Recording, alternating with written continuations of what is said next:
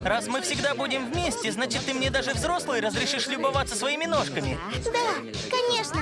Вот и попалась. И, естественно, ты будешь в чулочках. Не понимаю, зачем тебе это, но хорошо.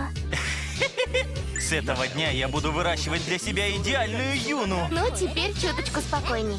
А ну не рви мои чулочки! Наверное, из-за того, что наши души были в одном теле, меня тоже сюда затянуло. Сейчас же убью тебя! Не попадаю. Не забывай, что мир вокруг тебя создан мною. Одолжи ко мне спину. А?